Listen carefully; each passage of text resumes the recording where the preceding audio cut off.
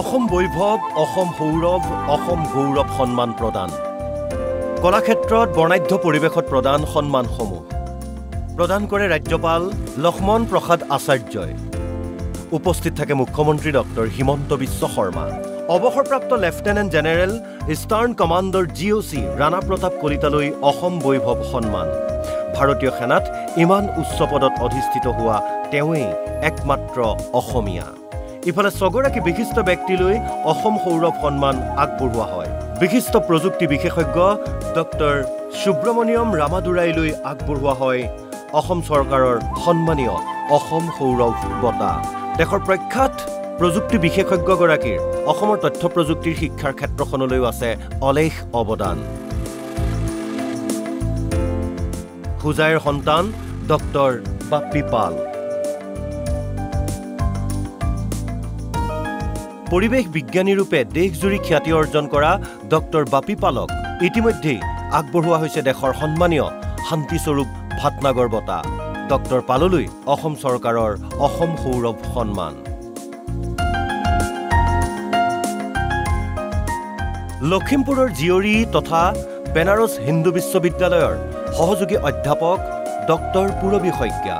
বিজ্ঞানৰ ক্ষেত্ৰখনলৈ আগবঢ়োৱা অসামান্য অৱদানৰ বাবে ইতিমধ্যেই অসমৰ সুযোগ্য সন্তান ডক্টৰ পূৰবী শইকীয়ালৈ আগবঢ়োৱা হৈছে দেশৰ সন্মানীয় শান্তিস্বৰূপ ভাটনাগৰ বঁটা। ডক্টৰ শইকীয়াক অসম চৰকাৰে আগবঢ়ালে অসম সৌৰভ সন্মান। মই সঁচা কথা ক'বলৈ গ'লে অসম সৌৰভ মোৰ কাৰণে একেবাৰে আনএক্সপেক্টেড বঁটা হয়। তো মই ভবাও নাছিলোঁ যে অসম চৰকাৰে আমাৰ মাননীয় মুখ্যমন্ত্ৰী ডাঙৰীয়াই যোৱা কেবিনেটত এই বঁটাৰ কাৰণে মোক মনোনীত কৰিব। তো মই সঁচাই বৰ আনন্দিত।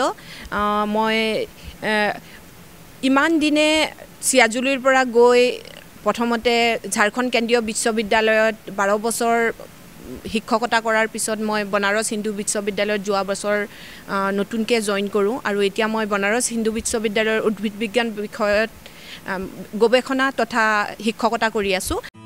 ৰাজ্যৰ এগৰাকী বিশিষ্ট কণ্ঠশিল্পী দীপেন বৰুৱা। ক্ৰিকেট খেলপথাৰৰ পৰা সংগীতৰ ক্ষেত্ৰখনলৈ অসামান্য অৱদান আগবঢ়োৱা দীপেন বৰুৱালৈ অসম চৰকাৰে আগবঢ়ালে অসম সৌৰভ সন্মান। ৰাজ্যৰ এগৰাকী পুৰুধা ব্যক্তি হেমন্ত দত্ত। বিশিষ্ট গীতিকাৰ, সুৰকাৰ, নাট্যকাৰ, পৰিচালক হেমন্ত দত্তলৈও আগবঢ়োৱা হ'ল অসম সৌৰভ সন্মান।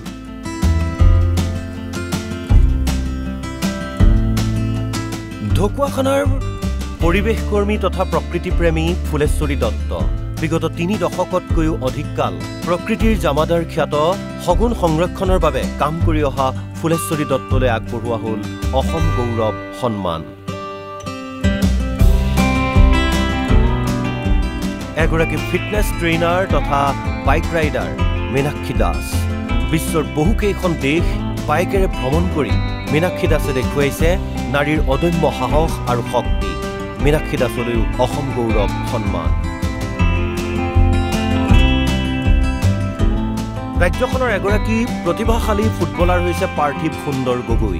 ISLত নৰ্থ ইষ্ট ইউনাইটেড FCৰ হৈ খেলা পাৰ্থিৱ সুন্দৰ গগৈ অদূৰ ভৱিষ্যতে হ'ব পাৰে দেশৰ এজন উজ্জ্বল তাৰকা। পাৰ্থিৱ সুন্দৰ গগৈলৈ আগবঢ়োৱা হ'ল অসম গৌৰৱ সন্মান। টোৰাকটা শিল্পৰ বাবে বিখ্যাত ধুবুৰী। টোৰাকটা শিল্প বা মৃৎশিল্পক এক অনন্য মাত্ৰা প্ৰদান কৰা ধুবুৰীৰ ধীৰেন্দ্ৰ নাথ পাললৈও আগবঢ়োৱা হ'ল অসম গৌৰৱ সন্মান।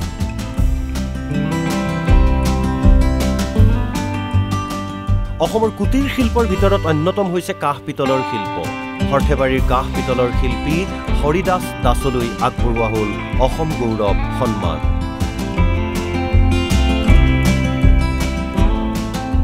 বিনং তেৰণ।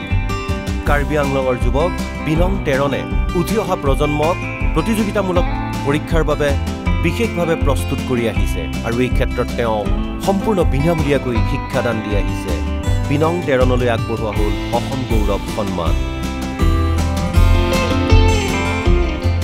বৰাকৰ এগৰাকী প্ৰখ্যাত মীন পালক হৈছে নজৰুল হক। সম্পূৰ্ণ বৈজ্ঞানিক পদ্ধতিৰে মীন পালনেৰে এক অনন্য নিদৰ্শন দেখুওৱা নজৰুল হকলৈ আগবঢ়োৱা হ'ল অসম গৌৰৱ সন্মান। যোৰহাটৰ এগৰাকী প্ৰগতিশীল কৃষক হৈছে বিশ্বজিৎ বৰা। মীন পালনৰ লগতে ধানৰ পৰা শাক-পাচলিৰ খেতিলৈকে কৰে তেওঁ। কৰিছে অৰ্কিড আৰু অন্যান্য বনৌষধিৰ সংৰক্ষণ। প্ৰগতিশীল কৃষকগৰাকীলৈ আগবঢ়োৱা হ'ল অসম গৌৰৱ সন্মান। অসমৰ ভাৰ্গিছ কুৰিয়েন বা অসমৰ দুগ্ধ মানৱ খ্যাত বজালীৰ নিত্যানন্দৰ ভাৰত চন্দ্ৰ কলিতা। নামনি অসমত দুগ্ধ উৎপাদনত এক বিপ্লৱৰ সৃষ্টি কৰা ভাৰত চন্দ্ৰ কলিতালৈ আগবঢ়োৱা হ'ল অসম গৌৰৱ সন্মান। লাগিছিলে ভাল লাগিবই, কাৰণ ধৰকচোন এই বস্তুটোত মই 22 বছৰ ধৰি লাগি আছিলোঁ আৰু এতিয়া 22 বছৰৰ পিছত ইয়াৰ যিটো সফলতা, এই সফলতা দেখিবলৈ পাইছোঁ, সেইকাৰণে ভাল লাগিছে। বড়ো লোক সংস্কৃতিৰ এগৰাকী একনিষ্ঠ সাধক হৈছে বাৰ্লাংফা নাৰ্জাৰী। বাৰ্লাংফা নাৰ্জাৰীলৈ আগবঢ়োৱা হ'ল অসম গৌৰৱ সন্মান। লাগিছে কিয়নো এইটো এটা মানে উৎসাহ দিয়া আৰু কি এইটো আকৌ আৰু মানে ফিউচাৰত কাম কৰিবলৈ কালচাৰৰ ইয়াৰ কাৰণে মানে অকণমান হ'লেও মানে শক্তি আৰু বেছি বাঢ়াইছে আৰু কি বাঢ়ি গৈছে তেনেকুৱা লাগিছে। চাহ জনগোষ্ঠীৰ এগৰাকী বিশিষ্ট শিল্পী হৈছে ৰামচন্দ্ৰ চাচনি, যাক সকলোৱে ৰাম চাচনি বুলি জানে। ঝুমুৰৰ লগতে চাহ জনগোষ্ঠীয় গীতক এক অনন্য মাত্ৰা প্ৰদান কৰা ৰাম চাচনিক অসম চৰকাৰে সন্মানিত কৰিলে অসম গৌৰৱ সন্মানেৰে। এগৰাকী যুৱ উদ্যোগী হৈছে উপমন্যু বৰকাকতি। চাহক এক বিশেষ পেকেজিঙেৰে জনপ্ৰিয় কৰি তুলিছে উপমন্যু বৰকাকতিয়ে। তেওঁলৈ আগবঢ়োৱা হ'ল অসম গৌৰৱ সন্মান। আন এগৰাকী যুৱ উদ্যোগী হৈছে ডেভিড প্ৰতিম গগৈ। নিৰ্মাণ খণ্ডৰ লগতে অন্যান্য ক্ষেত্ৰত ন চিন্তাৰে আগবাঢ়ি যোৱা ডেভিড প্ৰতিম গগৈলৈ আগবঢ়োৱা হ'ল অসম গৌৰৱ সন্মান।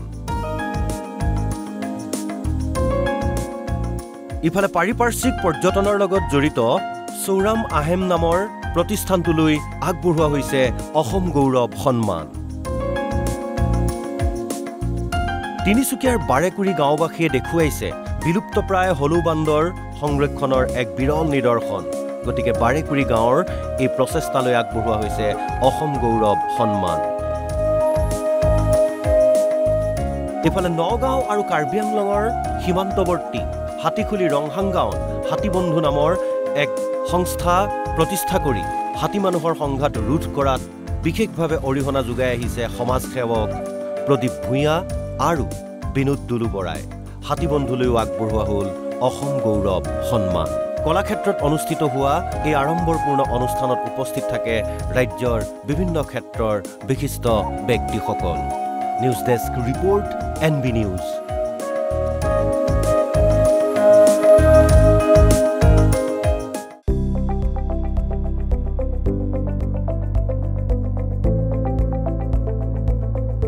NB নিউজ, সহজ সৰল ভাষাত নৱভাৰতৰ কথা।